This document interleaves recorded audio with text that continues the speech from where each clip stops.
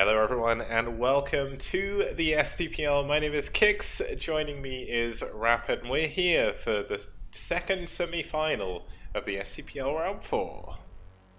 That's right, Kicks. And what a semifinal it's going to be. I think if you had asked me which teams would have gotten to the finals at the end of last or at the beginning of this, I would never have guessed this. Like, what happened to White Clan, Kicks? Why are they not here?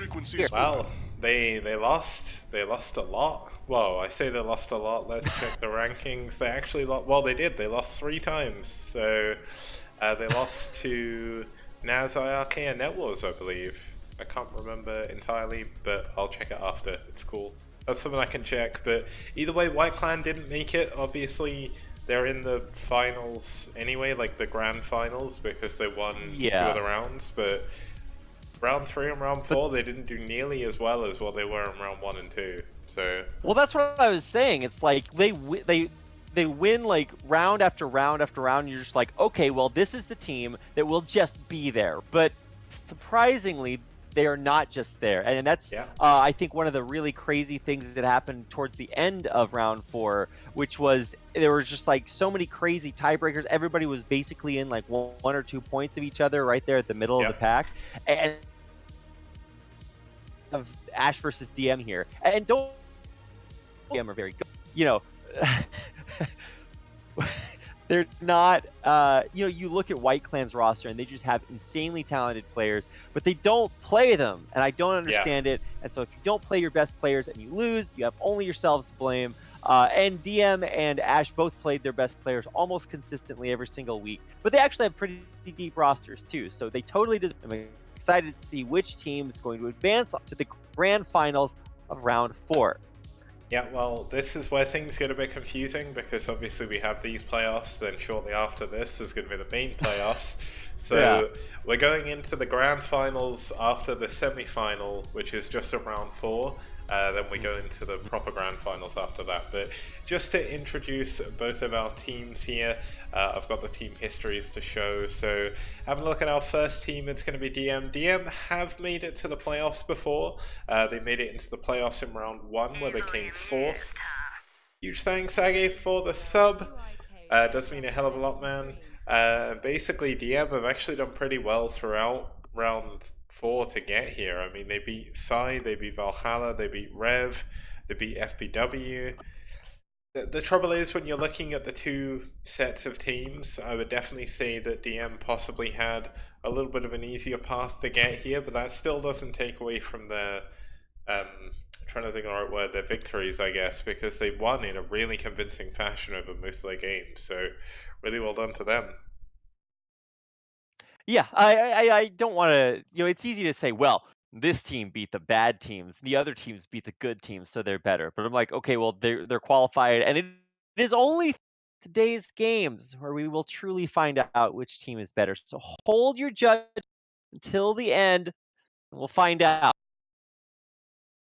Yeah, so the other team they're going to be playing against, if I click the right button, there we go, it's actually going to be NaS. So NaS themselves, an incredibly strong team. They had an incredible run in round 3, or in round 3 and round 4 actually. They came 4th in round 3 if I remember correctly, but they beat IRK, they beat Red, they beat NetWars, they beat White Clan 4-0, they beat BWL, and they beat Ash as well. So they had some really, really, really strong games. You can actually see their game against White Clan from round 3, where they came 4th overall. They actually lost to White Clan 3-4, so they lost that in the ace match, which is kind of crazy. So NaS have got an incredibly strong roster, and it's going to be really cool to see them play here today. Yeah, NaS are the truth. Like, NaS and IRK both this season. They both have very, very strong rosters.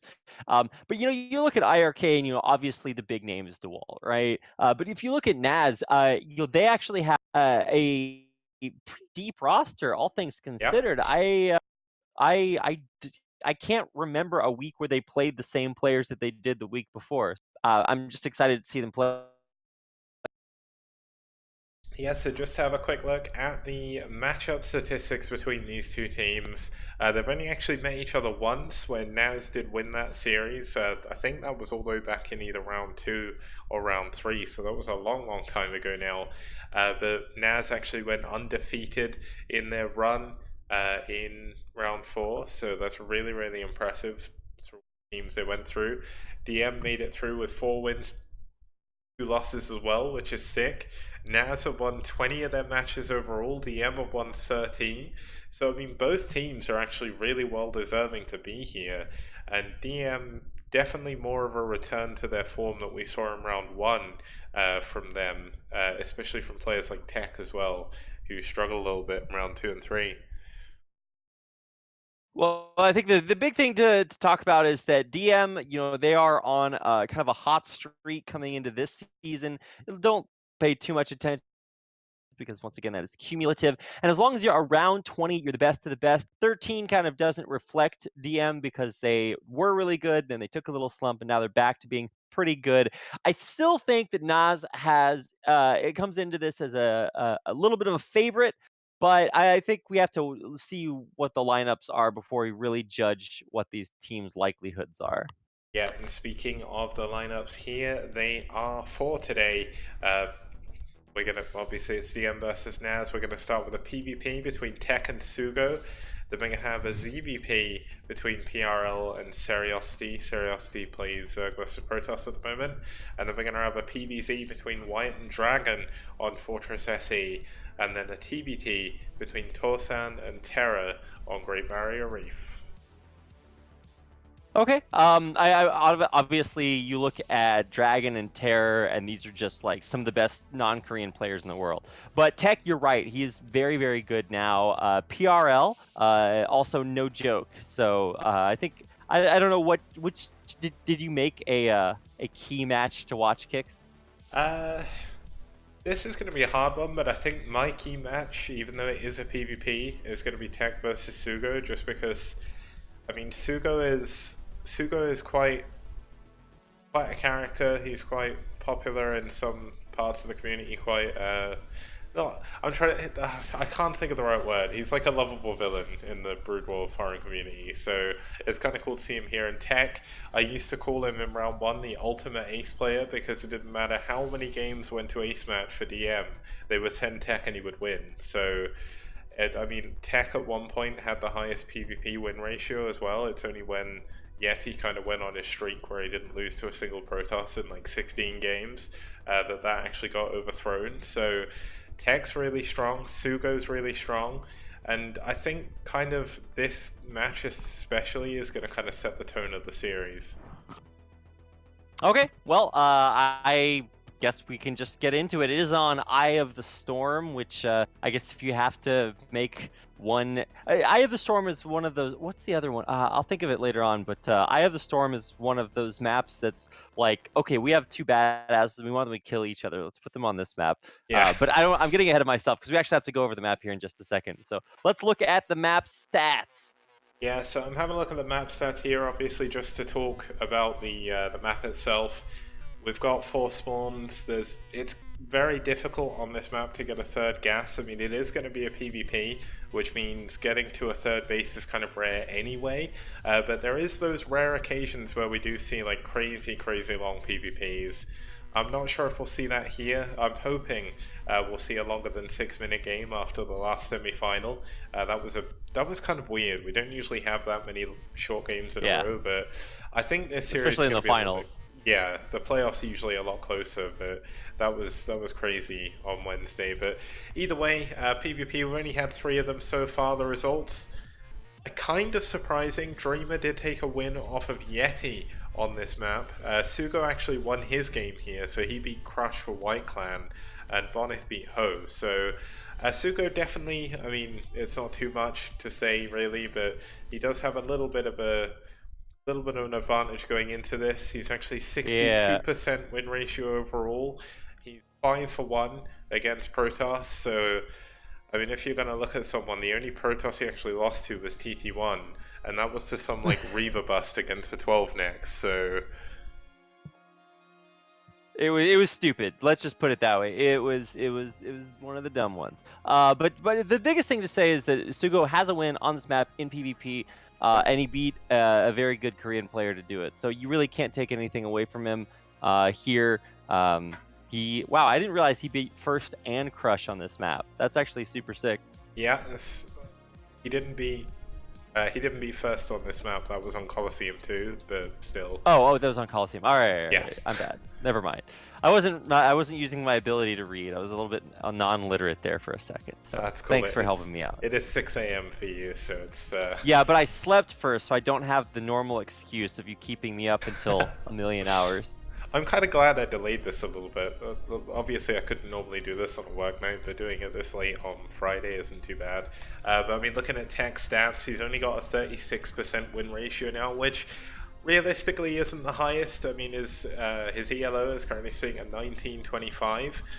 His recent win-loss stats, I mean, they don't look great, but when you look at the players he's actually lost against, had to play against some of the best players on their respective teams.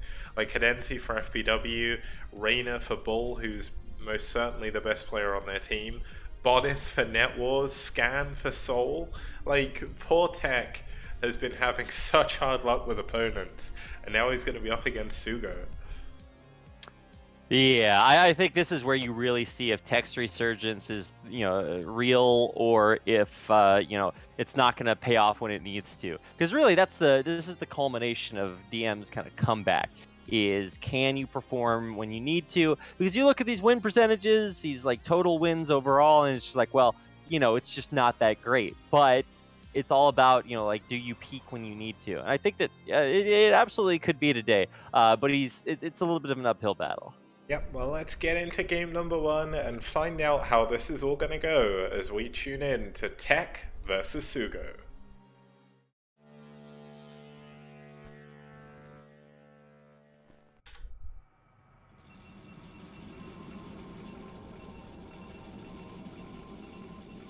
Okay, and starting us off in the bottom right-hand position, spawning as the yellow Protoss for NaS, it's Sugo.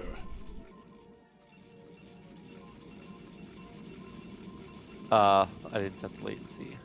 There we go. And his opponent on the other side of the map in the Peach as Protoss is Tech from DM. Now, is this going to be another game where we see mirror builds? I honestly expect every PvP to be mirror builds until about the 10-minute mark. And then one player wins because they have one more Dragoon. Yeah, I mean, luckily enough, PvP is not that bad, but realistically, like, every single PvP we get to see in the STPL seems to be mirror builds.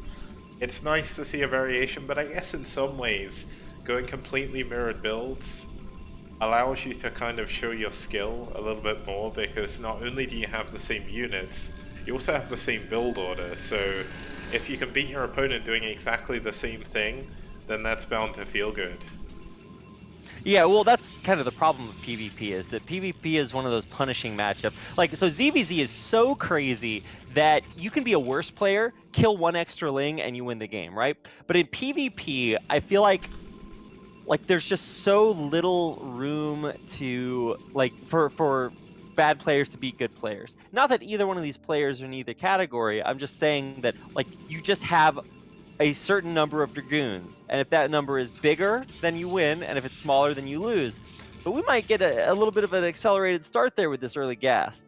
Yep, we've got a difference in build, so we've got Gas for Tech, which means he's going to be going up to at least range slightly quicker, most likely going to go into Robo behind there, knowing Tech, and Sugo is going to be the one going for a 2-gate here, so he's going to be relying entirely on 2-gate Zealot to try and do a decent amount of damage early on, see if he can get an advantage heading into the mid-game. Well, I was talking about Dragoons because usually PvP comes down to it. It's kind of the core unit of the matchup. Well, that and Reavers later on, but how could I forget the trusty Zealot, right? Because the prerequisite to being able to play Protoss is the ability to have a Z key on your keyboard. And just that alone can win you games. It's the most powerful key in Brood War. I'm joking a little bit. Some it people also would makes say the Zerglings, P key. so...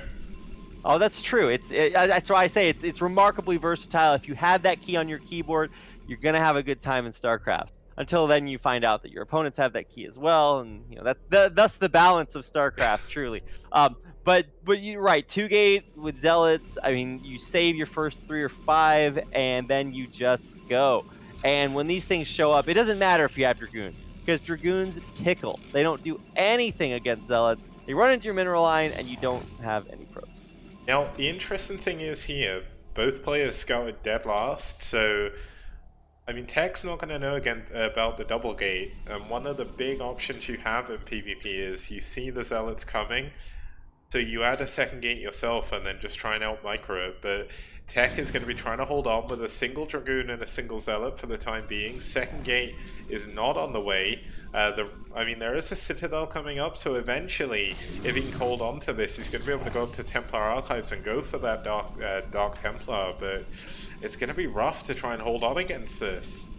Yeah, this Ultra Giga Mega dies to DTs, but you know, if you can hold on against it with probe control, that's your best option, because Zealots suck against probes. The problem is he's actually just straight up fighting with the probes instead of using them to glitch the Zealots out. I think that would be by far the better option, but yeah, probes don't fight straight up, and he is taking so much damage from this, Kix. He is, and I also hate to say that these are quite possibly two of the worst colors we could have against each other. Oh yeah, for sure. The Zealots stood next to each other look the same. That's wonderful.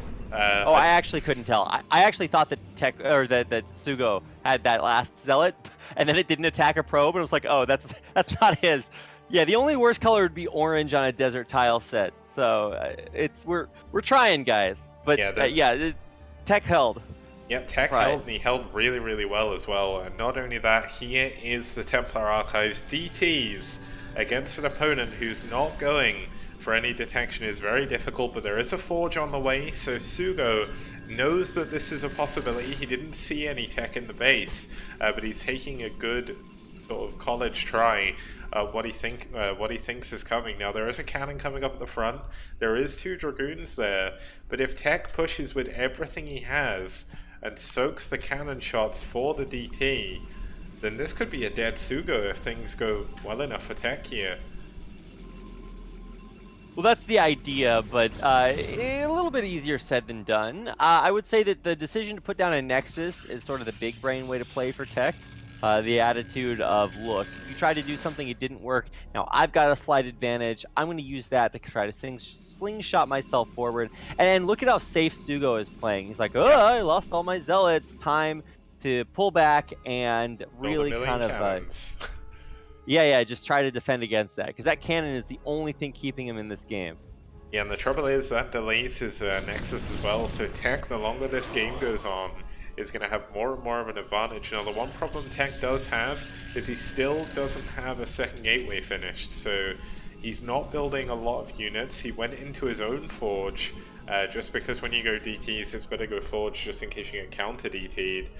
But Tech is going to be falling behind in units. Now, he is going to have that economic advantage, at least for the time being. But looks like Sugo wants to push forward. Whoa, Tech committed with less units, more Dragoons. I tell you, Kix, how many PvPs come down to this? More Dragoons versus less Dragoons. Thankfully, DTs exist, and there's no Robo, so all of these Dragoons should die. But even still, he's got a block with probes. This is just super annoying. Committing with that attack? Ugh, terrible decision there from Tech. Yeah, but the good thing for Tech is well, I was going to say saved a lot of his probes, but unfortunately he doesn't. The Dragoons are actually going to get in his main. There is only 1 DT here, and DTs are strong, but Dragoons have a lot of health. They take a lot of shots from that DT, and all of a sudden he's got 3 Dragoons in his mineral line. Yeah, if he had pulled the DT up to fight earlier, I'm guessing that maybe Sugo would, get scared and go home. But because he just fought with a smaller army, he's going to take massive losses. And this is after losing quite a few probes to those Zealots earlier. So the economy is, I thought they might be even with that faster Nexus, but now you got to think that, that's just like so much damage to do. The problem is, the weird thing with this back and forth is that you're trading armies. So Sugo trades away all of his Zealots and then he's really scared and can't put down a Nexus quite as quickly. Yeah. Now he trades away all of his Dragoons, and now he's really going to have to defend here. The problem is the tech power is in DTs, and those can't go through cannons. Yeah, those can't get through the cannons. They can't really do anything. He's still on a single gateway. I mean, just look at that. He moves forward. The DT nearly dies in a single set volley there. And yes, he's going to contain Sugo for a while, but Sugo's building 3 units at a time. He's adding on a 4th gateway and a 5th gateway behind this. And he's even getting a cannon in his mineral line just to make sure he doesn't get DT dropped as well. So what can Tech do? He's actually behind in supply. He's behind in economy now as well because his probes died. And yeah, he's going into a robo at the front, but he's got to make something happen. Yeah, I mean, I wish there was a... So back in the day, there used to be an overlay that would count probes for you.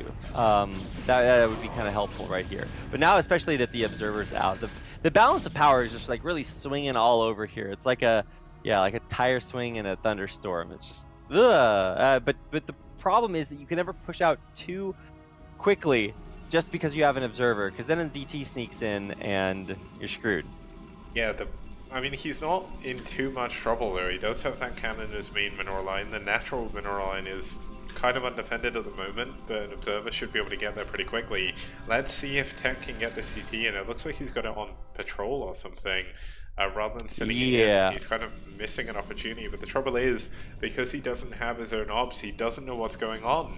And he's been forced to build a ton of cannons, and he's going into High Templar. Wait, is this TT1 that we're watching? I don't know. Like, it wasn't a 12 cannons, so no. Yeah, you're right. Cannons versus Protoss are just always bad. Because as soon as you see an opponent build tons of cannons, you just build another Nexus. And Nexus is the hardest thing to get in PvP. So if you can get an extra one just because your opponent built over a Nexus's worth of cannons, then yeah, just go back home. Because this is ultra super defense mode, and your opponent can't come fight you because they just spent all their money in cannons. Yep, one of the many things, so one of the old wisdoms of Brood War is stack defense really is stack, it doesn't move anywhere. Now it looks like Sugo wants to try and break this. He's going to run into a storm. The storm's a little bit whiffed, but it does do a decent amount of damage to those front 2 Dragoons. And I mean, I guess this does force Tech back a little bit further, and all the meanwhile Sugo is looking to build another Nexus. Yeah, so this is exactly what I was talking about. He moves in, sees, wait a second, he's got Storm and maybe even Reavers. He doesn't know. He's just got so much defense, but it's all on 3 bases, or on 2 bases. So who cares? Because all of that's back home, and there's no way it's going to move across the map. Okay. So Sugo's doing exactly the correct thing. Now this is the first bit of scouting Tech is actually going to get. He's going to send a DT in against a couple of cannons. Not going to be able to do too much. But he is going to be able to head up to the mineral line. Now, there is 2 DTs here waiting for Sugo, so maybe he can block this off, but I think the plan is here just to try and power down the gateways, but it takes so long for a DT even to kill a pylon. It costs so much health in this game. If there were 2 DTs, this would be astronomically scarier, because you'd be able to go kill the cannon in the mineral line. But as is, he only gets 1 pylon, it only empowers 2 gateways. I mean, that's a little bit annoying, but he's not going to lose any workers, and he's on 3 bases. And not only that, Tech tried to go for a High Templar drop, but Sugo has scouting pylons. He saw it coming in. He's even adding more pylons at the top of the map to check for any hidden bases and things like that. And Sugo's just in an incredible position right now, but Tech could actually be hitting at a bit of an anti-timing here, sending his High Templar over, and the probes are actually transferring to that base. Uh-oh, dude, if he catches these probes transferring, that would be so sick.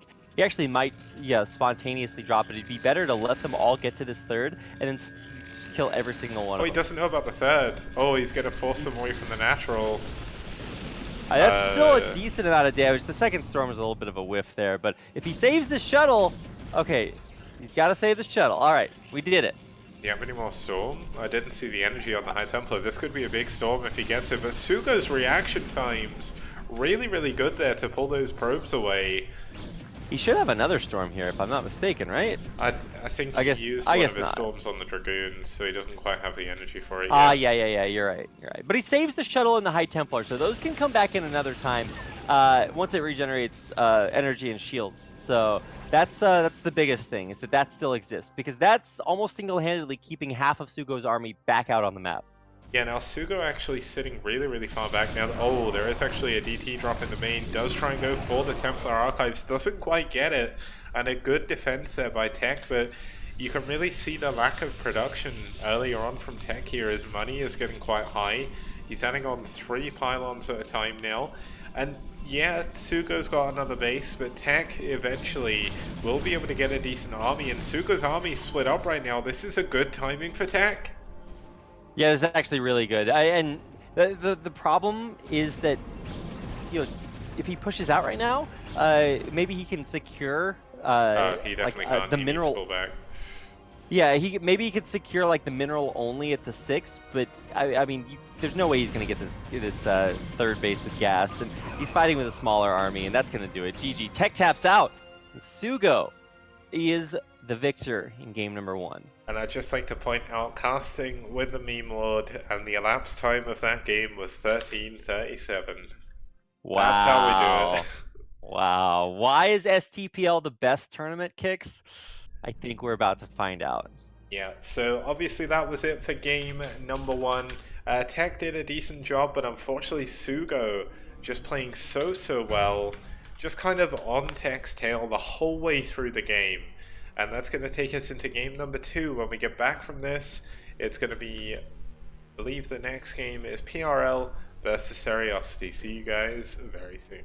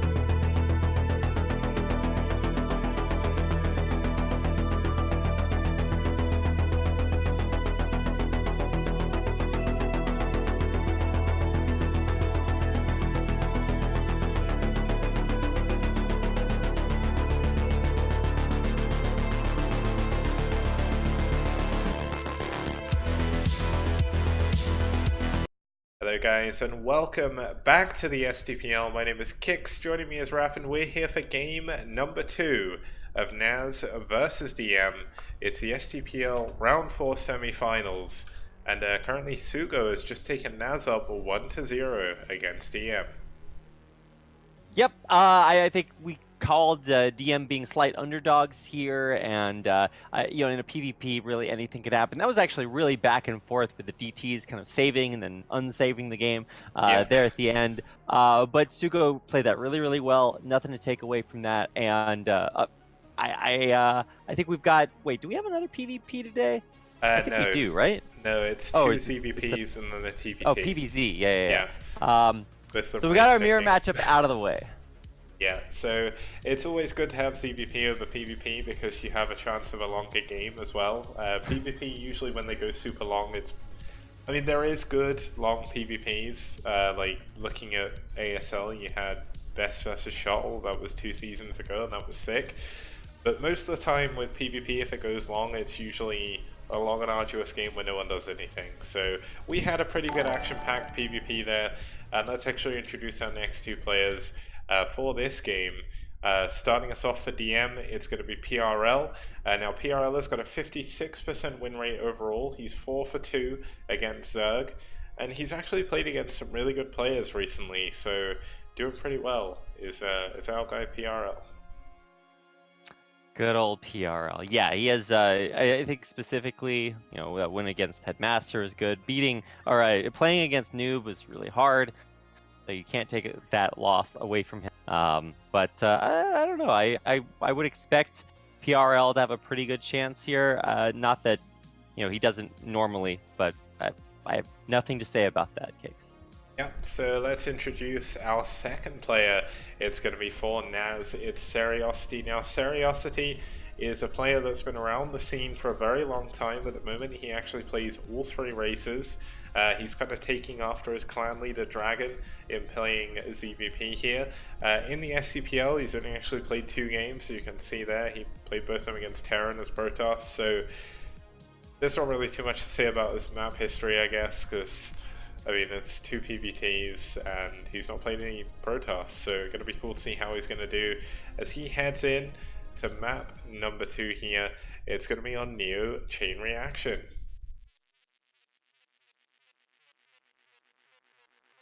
So this is the map I was actually thinking of before our last series, where you're like, okay, you get a base, there's some other stuff, but just go kill each other, and that's kind of the way that it works. I wish there was an opening in the walls directly between the bases, so the rush distance was like literally 2 seconds.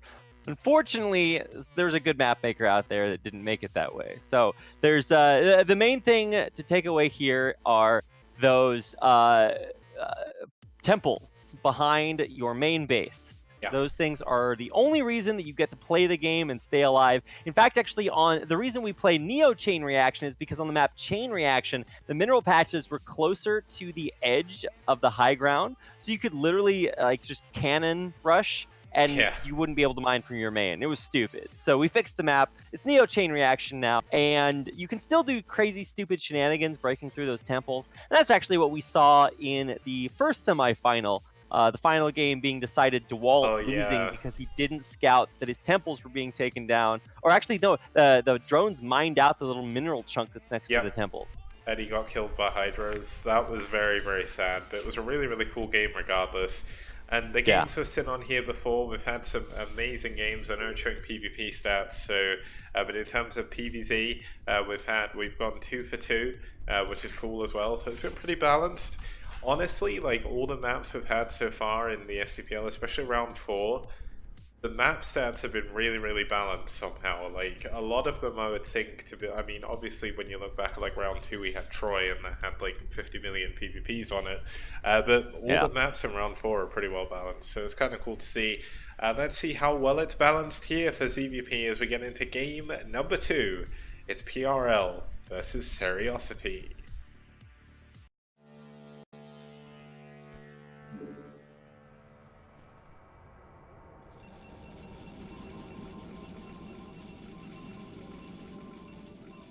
Okay, starting us off in the yellow, over here in the right-hand side position, we do have PRL fighting for DM. And his opponent on the other side of the map in the blue is Seriosity, playing for NaS. Now, Seriosity playing Zerg, I know he does play Zerg, but I've never actually seen him in a tournament setting play as EVP, so I'm kind of interested to see exactly what kind of build he's going to go for. Like when he plays Protoss, he plays really, really cheesy games. He doesn't, it's just whenever I seem to watch he's cheesing, but he's actually really good at Protoss. So when I first met him, this was many, many years ago, he was really good at Terran as well, and now he's kind of extending his tendrils, I guess, into Zerg. So we'll have to see exactly how he's going to do. I just realized there's 3 types of temples here. There's the Xel'Naga temple, the Protoss temple, and the Warp Gate, which is, I guess, not a temple, but it's kind of rare that you get 3 different neutral structures. There's my expert analysis, if you want to check that out. Oh, yeah. Yeah, I think the only... I was going to say the main reason for the different temples is the different health. The Xel'Naga temple has the highest health. Protoss Temple is kind of like the middle ground, 1500, and then the Warp Gate has like a really small amount of health. So it's to allow you to kind of bust your way through and take more bases. Yeah. Probably the best game we saw of that was Ant versus Scan. That was kind of early in round 2, or round 4 even. That was a really cool TVP. If I'm not mistaken, these are not stacked temples. Nope. I think I've only ever played like I think 1 game on this map because it's not in the ladder map pool, and I did not notice anything different with them. So usually you stack temples so that it's really hard to break through them with single target damage, but you can actually just set Zerglings on a temple and forget about it, and it'll die. Eventually, yeah. Well, it does take a while, but like, it's really cool that they decided not to use stacked temples, because by the time this map came out in 2011, like the amount of maps where you just had strictly stacked temples meant it kind of changed the dynamic a little bit, because when you think of temples, you think of something like Neo Medusa, which is in the ladder map pool at the moment. Yeah. Where it's like, okay, to break this, I need lurkers, or I need siege tanks, or firebats even. But that does take forever. I did that before against someone, and it took me longer to break the temples down than I thought it would do, and I'd wasted all my units doing it. But having like the single temples you can break through really does kind of make the map a little bit more dynamic, because you can attack from so many more different angles. But we've got double cannon against... oh no. Oh, this could be a quick game. The Lings are actually getting on top. Nice block by the probes though. Wow, only 2 Lings get through. Yeah. Actually, I think, what is it, 3 Lings? There's 3 Lings, 1 in the main, but he doesn't have speed yet, and realistically, 1 Ling, that's not going to end the game. So, really, really nicely defended by PRL. Oh, look at this probe control. Is he really going to kill a Ling with just 2 probes? Damn. Okay, well, never mind. I mean, hey, having a Ling in your base still sucks. Okay, only if you... oh, a gas steal. Micro against it. That's... wait, what? Okay. I would not have ever expected that. Yeah, I'm not really sure what his plan was with it, but he lost the probe, unfortunately, so he's going to have to send another probe to go and do a little bit of scouting, otherwise he's not going to know what the Zerg's doing. This is a terrible tragedy on both sides. For one, the only thing keeping Protoss in the game early on is that they keep the probe alive. If you don't have a probe that's alive by like 4 minutes, then anything can happen. It's a dark, scary universe. The Zerg could double expand from here, and you have no idea. Consequently, they could 3-hatch you, 3-hatch Hydra, and you just also die. So losing your probe is bad, bad, bad. Also losing all those Lings that get in, also not that great. So I'm actually a little bit worried here for PRL, because he just doesn't know. Yeah, PRL has no idea there's a 3rd hatch coming up. He doesn't know about the lair, and unfortunately his wall isn't actually the best wall you can have on this map. So things get a little bit tense if he goes up against some kind of Hydra bust a little bit later on. But I think Seri's looking to play a macro game here with the amount he's droning up, with the fact he's delayed his Hydralist end. I mean, it is possible that he could be going for a Muta style. I know that Dragon likes to do that in CVP a lot. But I think we may see a bit of a longer game. I mean, there's the Spire. Yeah, are we actually just going to play a normal game here? How are people ever going to use the second STPL emote, Kicks? The 6 minute... well, they had plenty of chances to use that on Wednesday, so the bot is up on Twitch as well if you want to go spam that emote there. You can always just look at the bot and spam it.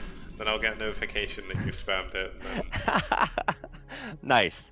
Yeah, you can totally spam emotes in VODs if that's what you're doing. But anyway, back to this game, which does appear as if it will be a longer game. The super exciting thing about PvZ is you can really just expand into so many different like tech routes. Yesterday we got a chance to watch a PvZ that was Snow versus Shine in KSL. Very, very, very good series. I didn't think it was going to be. I thought it was going to be totally bad, but it actually turned out to be pretty decent. So go watch that one, but also watch this one because much like that, it has the potential to go pretty late. And the biggest thing in that series, and I'm not spoiling anything, is that it's important to keep your first Corsair alive for scouting purposes. We don't have a Corsair this game. We're just now starting it because we're also getting +1 for air and ground. So the only thing giving PRL any info is this one probe, and that's going to die right now. So all of a sudden, things get very mysterious. Yeah, now one thing I'd just like to quickly explain, just in case I saw there was someone who was watching this for the first time after the Pylon show. In Brood War, you can do a thing where you basically push units over minerals. So what PRL did to go and get that scout was he used a Pylon to push his probe over the mineral field, which allowed him to get in the back of the base. So that's kind of a little trick you can use in Brood War. It's used a lot in certain maps like Outsider. It was used here as well with them. So, the first Corsair goes down. That was that's exactly what I was talking about, and that means that Mutas can be a little bit scarier, but we're seeing a commitment to Hydras, so probably shouldn't worry about that. What we should worry about is this third base Kix, because it is having a little bit of a tough time here. There's 6 Zealots here, and I think almost, I guess, less than half that, actually more lanes hatching right now. So this actually shouldn't deal a ton of damage. These are the most threatening, non-threatening Zealots ever. Because if they move out of that formation, then they die. So here we go. We're going to see the move, and then the Lings react. Okay, the Lings didn't react at all. But look at this drone drill. Ooh, that was almost super bad. But Lings should be enough to clean this up. Yeah, he's getting a really, really good trade, though. PRL doing a really, really good job keeping those Zealots alive. The drones, though, great drilling. Able to push those Zealots away, but unfortunately, just look at the Zealots. They're still up. They're still fighting. He's got +1 attack already. And Seri tried to get his drones back through, but they ran into the Templar and run him back the other way. So he does actually lose an additional drone there. I don't know. I definitely think you play that fight. Another one. What? Yeah, I can't believe so many drones are going down here. This is way worth it. That's only 6 Zealots, and he didn't even lose his entire army. Now, he did lose that first Corsair, so you can see he's keeping the next 2 back. But I actually thought, okay, I guess he has 3 now. But I definitely thought that he was going to be a little bit more careful with that Corsair when he pulled it back. I had all of my Corsairiosity jokes ready, but then he let it die, so never mind. Damn, we missed out. I never even faked that name rhymed with Seriosity, which just, it shows how much I actually think about these weird, like, puns. But yeah, we've got a DT coming in. Oh, he's actually going to skip the DT over the back of the wall with the Pylon again, I think. And then there is units back here to defend, but this could be a lot of dead drones. Yeah, I think that's exactly what you're going to do. You're so smart, Kix. You figured it out. There's a probe and a DT. What could possibly happen here? So let's find out if he's able to do it. It's actually really hard and annoying micro to do. Yeah, I mean, there's not too much else going on in the game, so that's lucky. So what you do is you start the probe mining, and then before the probe is actually able to initiate the mine, you tell the DT to move through the mineral patch, and because the probe is mining, the DT floats over the mineral patch. It's really annoying, really hard. You can see that even though PRL's done this before, it's still super difficult to do. Yeah, the other way you do it as well is you stop the probe on top of the DT, and because it gains collision, basically the reason why this works, No, you can't do that. Yeah. That's not how it works. The reason why this works is when a probe goes to mine, it loses collision. So basically, when you press stop on top of the DT, it gains collision and pushes it out of the way. I mean, it's really unfortunate you can't get in there because this is a lot of wasted APM. But the good thing is for PRL, I mean, he is able to keep up his production back at home. His money is getting really high, though. And, I looked away the second he gets the DT through, but you know what, it's fine. But PRL definitely needs to worry about his macro. If he lets his macro slip like this, Seri is just going to continue building more and more units. Here we go, DT gets into the main. Oh, this is really good, but immediate drone pull, that's crazy. Still, actually, whoa, he didn't actually pull them away. He pulled them away and then ran them right back through, so it's still going to be a 4 to 5 kill DT. Yep, 4 kills, that's fairly respectable. I think he actually lost the other DT he had earlier. Looks like PRL wants to try and take a third base. He's going to mine out the back of his minerals. I mean, this DT is still alive in the main, so if he can keep it alive long enough, maybe maybe Seriosity will actually forget about it. I've seen that happen before, but looks like he's way on it. Good Overlord spread by Seriosity, going to make it a little bit easier to defend against that. Yeah, he actually ran it in the only direction where there was an Overlord to detect it, so little unlucky there. The probe is still up there, so we could see some additional shenanigans, especially when it comes to maybe grabbing a 4th base. But for the most part, we are about to see this 5-hatch Hydra build hit super hard. Actually, is this 6 hatches? Is 1, 2, 3, 4, 5, 6? Yeah, so we're really going hard in the macro, but he hasn't actually done anything with this yet. So let's not get it too twisted. These are speed and range upgraded +1 Hydras, so they are very, very scary. And the other scary thing is that it's very hard for Protoss players to take a 3rd base. He's trying, and this is exactly why it is so hard, especially on this map. How do you get back here to defend this? Yeah, this isn't the most normal 3rd, but I think he was trying to sneak this in. I don't think he expected that Seri would have units over here. And he built it under an Overlord, yeah. So I mean, I think he kind of queued it up without realizing the Overlord was there, but I mean, he has trapped these Hydras down in this corner now. He does need to be careful not to lose the Corsairs. These are very, very important. But he doesn't have enough units here. Yeah, he's going to be fighting in the high ground. Oh, that's okay, a nice never storm mind. there. Yeah, storms do magical things here. Getting a count of the High Templar, that's actually pretty good to do. He cancels the Nexus, which is almost as good as killing it because it's just so delayed. And that means that behind this, not only do you have enough time to build Infinity Hydras, you can get all the way up to Hive. And so we are really just going the full distance. Adrenal glands already started here before the Protoss player has a 3rd. Yeah, and there's melee attack upgrades coming in as well, so that's going to be +1 melee attack. He's got +1 ranged already. We should see a secondary evolution chamber coming in soon. Defiler Mound is on the way, and obviously Defiler Mound helps against high Dragoon count Protoss army, because, well, obviously you get Plague and then it helps considerably. But we actually see mostly Templar units coming out here for PRL, so he's going to be going High Templar DT Zealot with just a few Defilers, a few Dragoons mixed in here. So I really want to see him use the Corsairs to push these Overlords back and maybe get a few extra kills on them, because he's kind of just letting Seriosity have control of the skies and control of his vision as well. So a little bit confused about that one. He also built that pylon to glitch the probe through and then just ran the probe away. The probe dies, and now the pylon will die. Okay, no, it gets canceled. That was a weird one. Anyway, the big thing is going to be the Corsairs. Can they actually do anything, or will they just walk up and die? It currently looks like the latter. Yeah, okay, 1 dies, 2 dies. Unfortunate. PRL definitely dropping a little bit when it comes to multitasking. I mean, his APM is up at 320 at the moment, but I'm not really sure what he's using it for. He's got a lot of probes sort of running around randomly. He's trying to build a 4th base in the top middle. I mean, he is going to get a good engagement on these units from Seri, and he is going to grab the supply lead. But he's going to be trying to push uphill now into Lurkers and the Sunken. He has no observer. What? What is he doing? Yeah, I think this is a big mistake. Yeah, no, you have to have an observer versus lurkers, guys. If you try to storm the lurkers, then you'll inevitably either A, not have enough storm, or B, just miss one, and then you still can't push up the ramp. So, yeah, bad.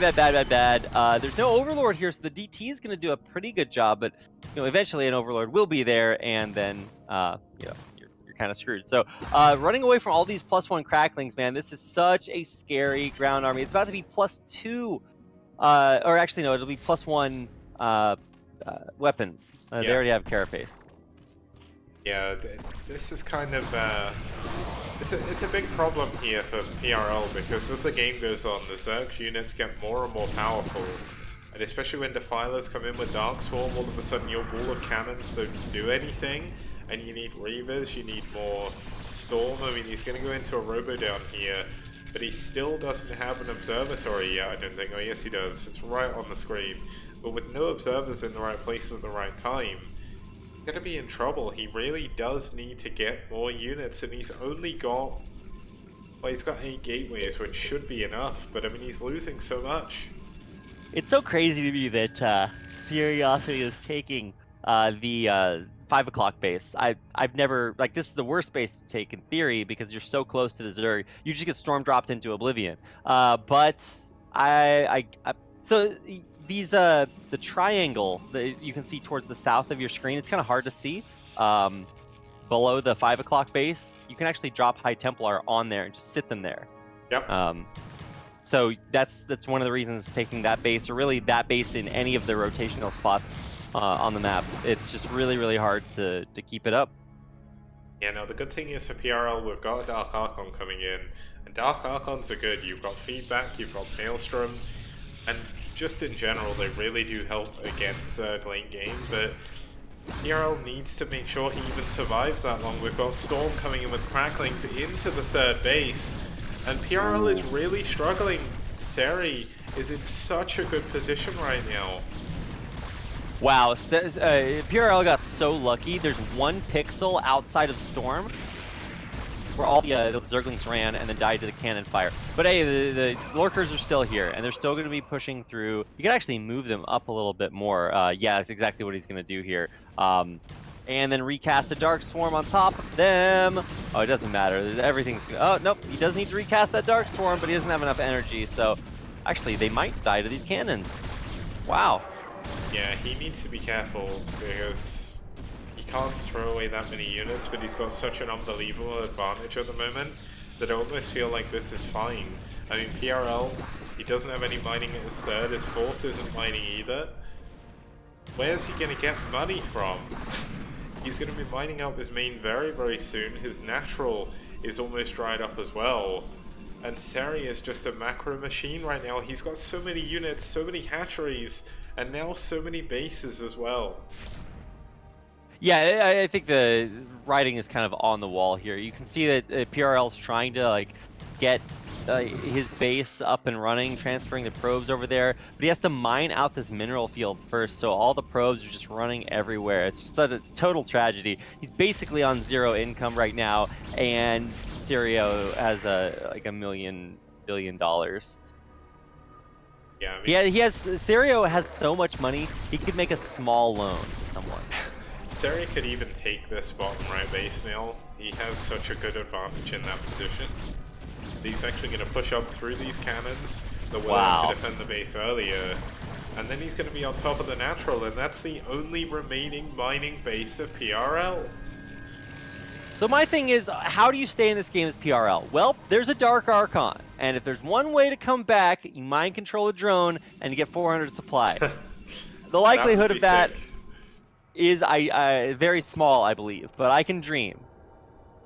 Well, he does the only have a thing I shuttle. can think of is, so where are the overlords? There's so many Hydras and just units for the Zerg player with just 0 overlords. So you could absolutely use DTs to bust out of this, especially if you have a decent Corsair count. But I'm waiting to see the effectiveness of this Dark Archon. Usually you build this to deal with Mutalisks, but there aren't any. He's doing a good job in the main. They actually get a good number of these units. I mean, there's like 3 Oh my overlords gosh. there, but no Hydras back home. But the trouble is, I mean, it's inconsequential right now for Seriosity. He could just add a ton more drones from his hatcheries, and he's still got a massive army as well. I mean, he's taking that bottom right base. And just to answer, just trying to read the name from this far away because my TV is a little bit further away than it used to be. Basically, the reason why it looks like this, even though equal base toss is, it should be powerful. The trouble was PRL early on tried to do a really cool trick to get a DT through the minerals, and he wasted way too much time doing it. His minerals skyrocket up to about 1600, and he had about 1000 gas as well. And just that minor infraction has really started to add up as this game's gone on. Yeah, it definitely took the wind out of his sails in the mid game. He just tried for like a solid minute or two, and it didn't work. So actually, now that I think about it, somewhat surprisingly, PRL, even though he lost that southern base at 5 o'clock, he was able to not only get his 12 base up, but oh man, is this Dark Storm over Protoss buildings, Cracklings, kicks? Yeah, cracklings, they kill buildings. I'm fairly certain this is the quickest unit killing buildings in the entire game. Like, I can't think of another unit that does more damage to buildings. Is this an easily spammable tier 1 unit, Kix? Yeah, just look how quick these buildings are dying. It's almost insane. I mean, PRL can't even send anything back to defend against this. He's going to go for one last ditch attempt. There's a Dark Archon with full energy, but he's not using it for anything just yet. And what are you going to do without a main?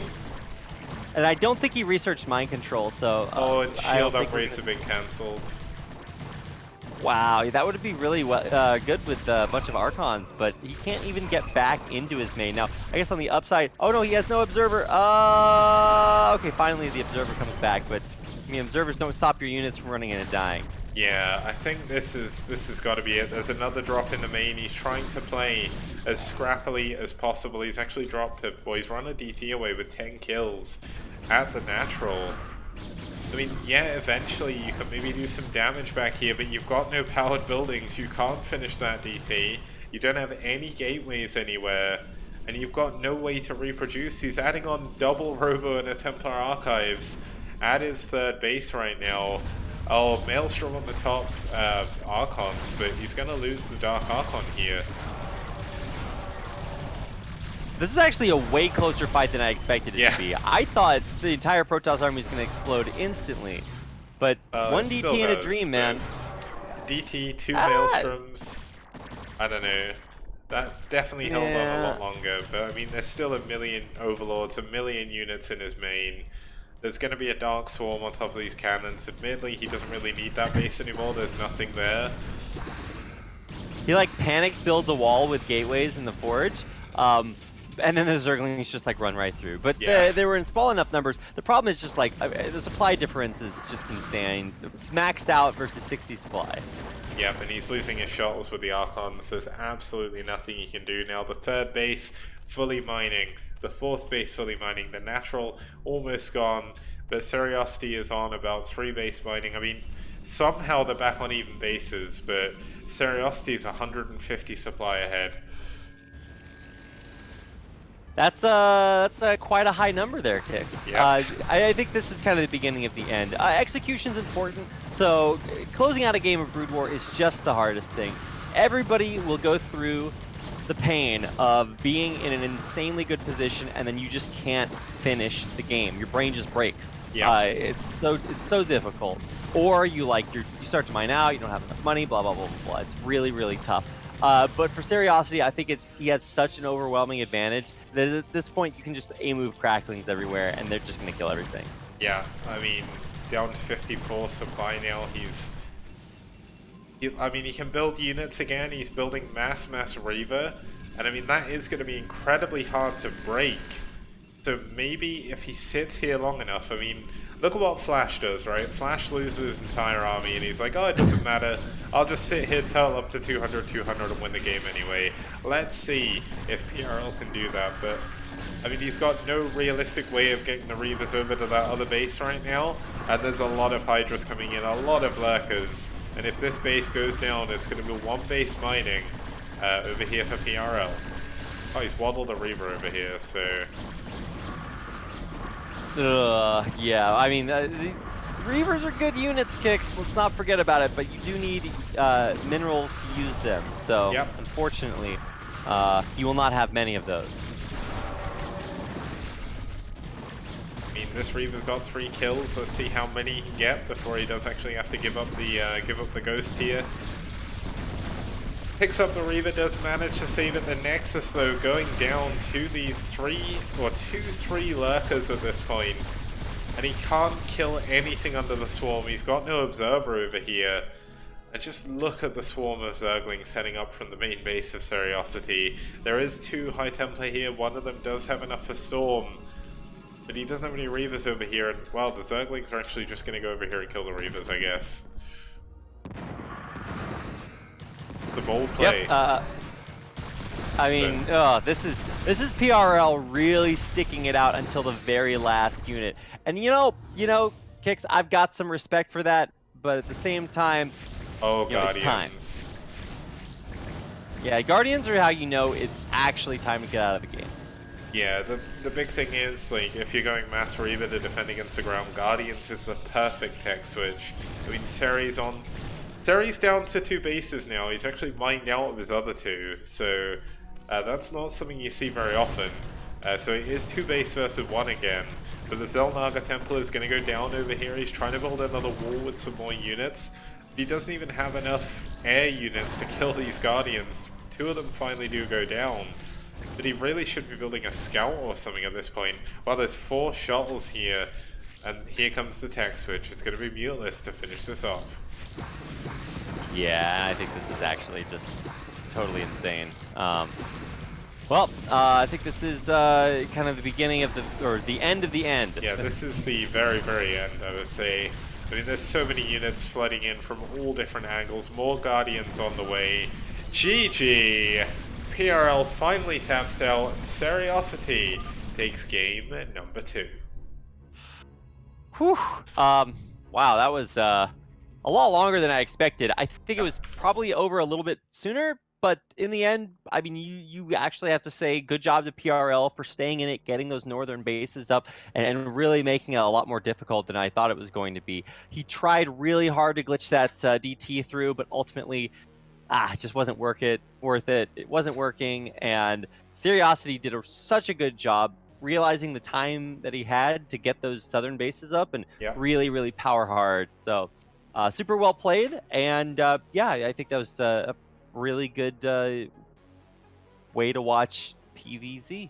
It was. So we're going to be back with another PvZ when we get back after this short break. It's going to be Dragon versus White as the 2 captains face off.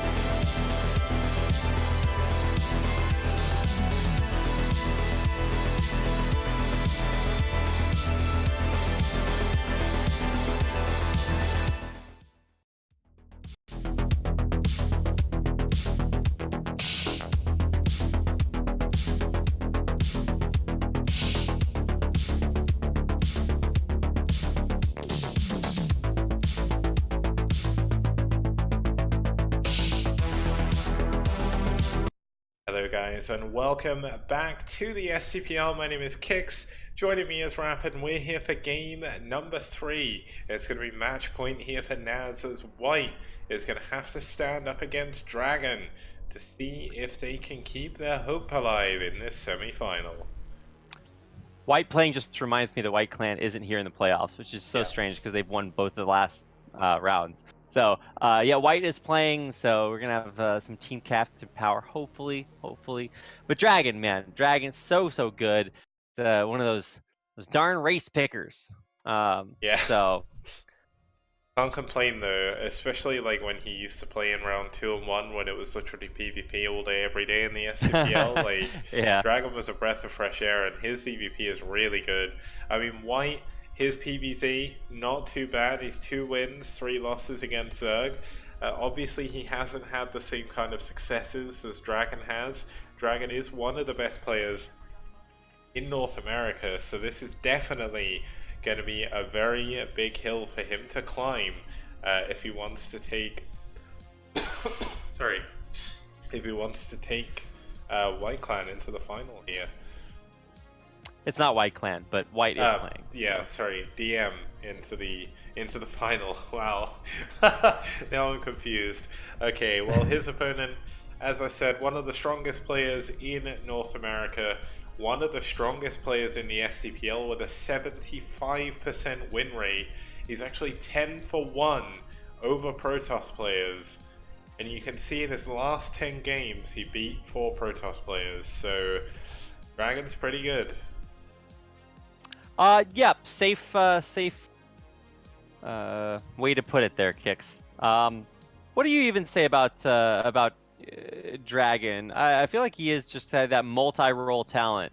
He really does have a lot of experience playing not only this matchup, but just Protoss in general. I think was his kind of his main race, but then he also race picks.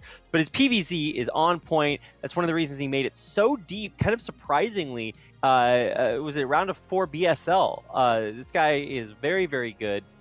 So definitely a player you should expect to have a small advantage. White is one of the reasons that his team is doing so well, so don't count him out, but Dragon's the truth. Yep, and they're going to be heading on to our third map of today. It's going to be Fortress SE. Now Fortress SE, a really cool map. In terms of ZVP, we're actually 3 for 1 in favor of Zerg. I know it's showing the wrong history, but that's something I need to work on. And overall, it's a really fun map to watch. It's probably, at least statistically, one of the more imbalanced maps we've had in round 4, but I think a lot of the matchups we've had have been quite one-sided, so the stats aren't always be believed, I guess, but spawns are actually in like a kind of shuriken shape in 12, 6, 3, and 9 o'clock. We actually have the players spawning on a horizontal, so it's going to be cool to see that happening regardless. Now, I mean, there's not really too much else we can say other than getting into the game, so let's get into game number 3.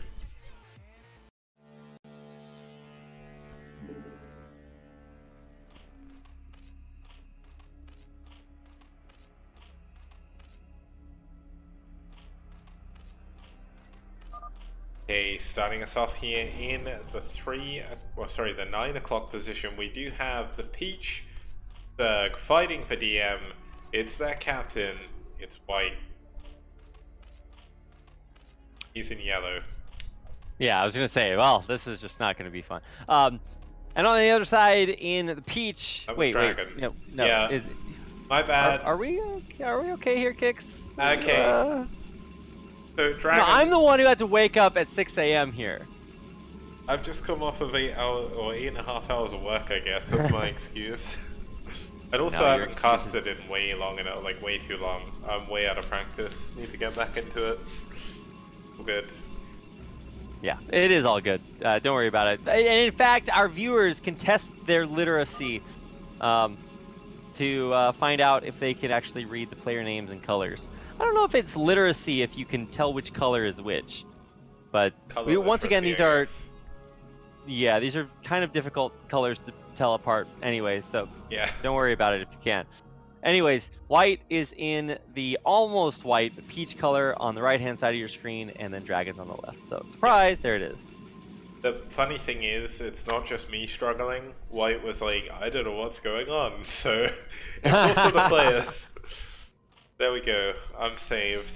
Like, back in time, they're thinking, oh, Kix is going to struggle with this game. Let's make it look like we don't know what's going on either. It's all good. Nice. As somebody who very rarely knows what's going on, I can commiserate. Okay, well, not too much to be said early on. PvZ in the STPL, there's been kind of a lot of it in round 4. One of the things that I guess we could say is that ZVP either ends super quickly, like we see Bonith versus Xeon Zerg, we've seen that twice recently. Both of them ended with a very quick kill.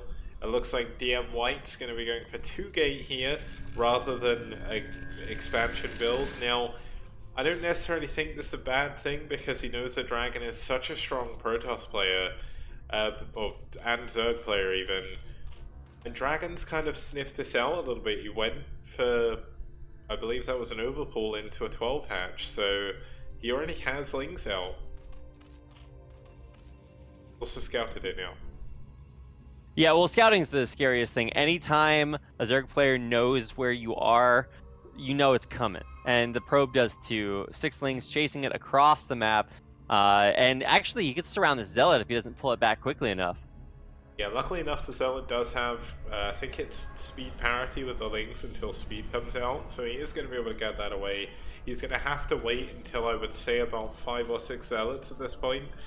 He's going to try and block his wall as well to make sure he doesn't die.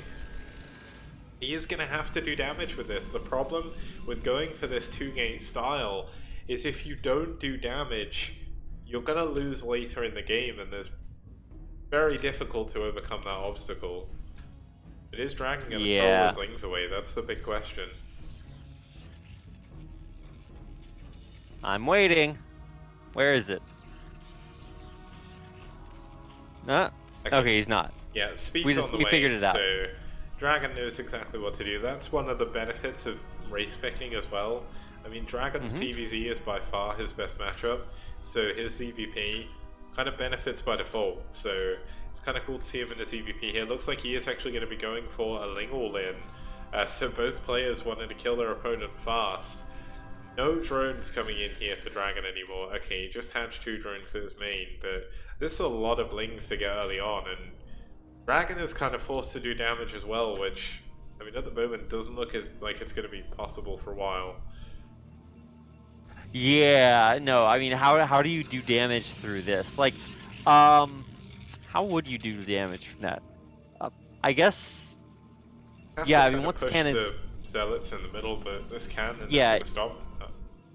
You'd maybe go in from the top side and hope that that Zealot is a little bit out of position, but it's 2 Zealots, not just 1. Yeah. So, I don't know. Good luck with that, buddy. Yeah, wow, he's actually droned up fully on his natural in 2 drone cycles, or 2 lava cycles. Pretty crazy how quick Zerg can actually build their units, but I guess the extra Lings were more just for defense. I mean, obviously he does have the option of trying to go for a counterattack if he ever moves out of his base, but White is kind of stuck now as well, so both players going to be trying to macro up behind this. White does have his second base up, going into his core, likely going to see his Stargate behind this. And I mean, we still could realistically go into a bit of a longer game. Yeah, no, you're absolutely right. We actually might just see the game progress from this point, and I think the way that it does is mostly because White is playing this kind of conservatively, but now it's time to flip the switch. It's time to send, what is this, 9 Zealots? Oh my god. These things are so scary. They will actually kill everything. Nice round. But crucially, these are not +1 Zealots. So yeah, you gotta watch out. +1 is actually not even on the way. He obviously got his forge so late due to the build he went for. All of a sudden these Lings are definitely going to be in a little bit of a better position. White though, this is a big number of Zealots to move out with, and Dragon is going to have to micro very well if he wants to deal with this. With just pure Lings. Now wait a second, let's this is a weird dance, because now the Zealots have to run back towards his base, and there's another group of Zerglings coming in behind this. If Dragon's able to sandwich this, Ooh, yeah, because he's got links coming up from the bottom too, but he has to play this right. If you engage too soon, then everything dies. Yep, he's activating his trap card. Here he goes from both angles. So many lings. The Zealots, unfortunately, trying to run through. Most of them, at least for now, are going to survive, but they're kind of glitching out. They can't get back through their own wall. And all of a sudden, Dragon takes a big supply lead. Well, he's not got a supply lead, but he is supply parity now. And that's not a position you want to be in as a Protoss player.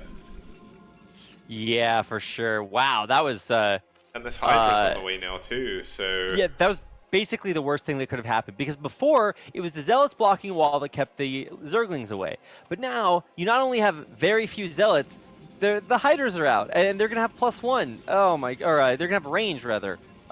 So I mean, good luck keeping this up, because the cannons only protect the bottom half of the wall. Yep, and even then range, they can actually outrange these gateways, and when the gateways go down, he has no production structures, so he's going to be relying entirely on cannons to hold on, and we saw what happened to PRL when that happened last time. It doesn't work out too well for this, the Protoss player, so here we go, the second gateway, gonna go down +1. Not going to be here, the Zealots don't have speed either, so they're not going to be able to kind of do that dance where they move forward, try and kill some of the Hydras and pull back. He's in so much trouble. Yeah, this is gonna be rough. I think basically Dragon has to, or White has to hope that he can maybe hold the Hydras at bay with the Zealots long enough to keep the cannons alive. Corsair is out, but he doesn't even have legs yet, so he's definitely gonna have to hold on until that finishes. And maybe he doesn't have the Templar Archives. There's no way he's gonna have Storm in time for this. Yeah, this is just such a good, such a well-played game by Dragon, as Macro hasn't really missed a beat. He knows he's got his opponent by the throat. He's building nothing but units. He's not building any additional gateways, any additional drones. Here we go, looks like he's busting through. The Ling's getting on top of the cannons, the Hydra's coming in from behind. There's so few Zealots left, so few probes even, that I'm sure this has got to be the nail in the coffin. Oh man, I mean, we talked about DM being a little bit of an underdog here, but I think you're starting to see the brute, the brains, the brawn of NaS. Dragon, totally dominant here, and he'll take the win over White. Yeah, GG. That's a really well played by Dragon. A really well played game by Dragon, should I say. Dragon always comes out, he always impresses, and that's actually going to give them the 3-0 victory over DM into the finals, so they're going to have to test their mettle against Seoul next. Now, usually there would be the fourth game as well, but it was kind of delayed a little bit anyway, that they decided not to play, because, I mean, if you think about it, this is kind of a sad way of looking at it, I guess, because I feel bad for DM not being able to take a win there, but even if White had beaten Dragon there, you're looking at Torsan trying to take down one of the best foreign Terran players in a TBT. And I mean, Terra's gone toe-to-toe with Shiny in TBT before, so that wouldn't have been a pretty picture, but really, really well played by NaS. Yeah, actually incredible that he was able to pull this off, or that they were able to pull this off. And NaS in the finals means we are really going to have a sick finals here, because it's not the teams that you would... I mean, maybe you expect Seoul to be there, but this is going to be really, really sick. I don't, it's not the White versus Seoul battle that we have every single season. NaS has a real chance for an upset here. Well, I mean, you say like the White Seoul battle we have every season. If you think about it, they've never actually met in the finals before. Seoul didn't actually get into the playoffs until round 3, so it goes to show a lot of stuff can happen in the STPL. Obviously, NaS taking the 3-0 victory there to send them up against Seoul. This is going to be their first final in 4 rounds. They took 4th place in round 2, I believe it was, or round 3. It's kind of hard to remember. It's been so long. So it's just kind of cool. DM even, they're going to go into the 3rd and 4th place match against IRK. They definitely have a chance there. If they can send out their best roster, maybe they can get some additional qualification points. And these next 2 games are going to be very, very important, because if NaS can win this final, they're going to project themselves into the grand final playoffs that at the moment is looking to be just 4 teams. So every single point matters here, as this leads to the big bucks at the end, pretty much.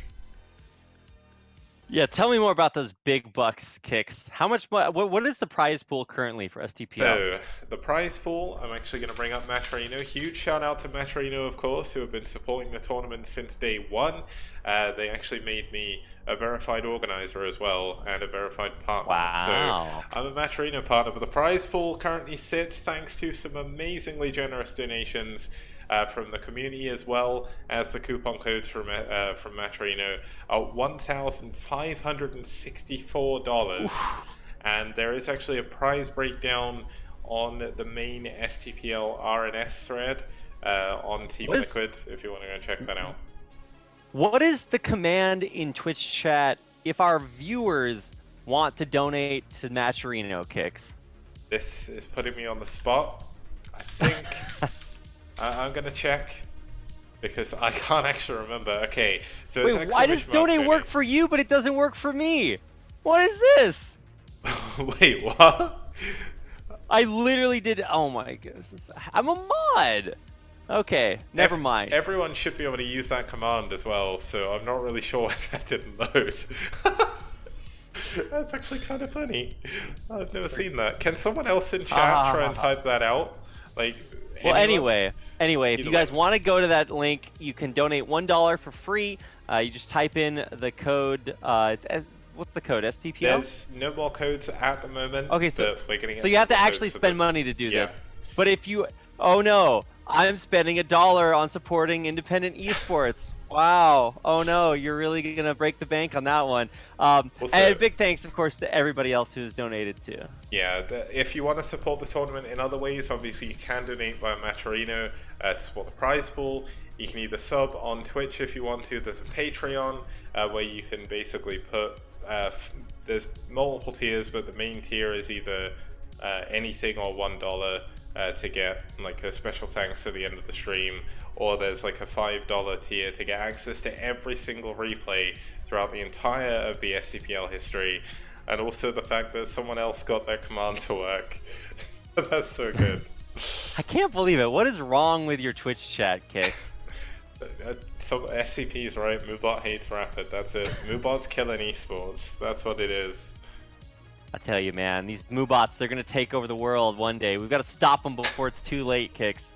Yeah. Well, hopefully it's not going to be too late. We'll be back next, most likely weekend, with the finals and third place match. I'm going to organize it. I want to make sure I cast it on a time where people aren't around, aren't already casting something else, should I say. I want people to be around. If you want to tune in, come back. If you want to find out when they're going to be exactly, you can follow the STPL on Twitter, STPL TV, and you can also follow me and Rapid under our own, I can't point the right way, our own Twitters as well. So yeah, we post loads. And if you want to look at cool food, definitely follow Rapid, because he posts some really good food.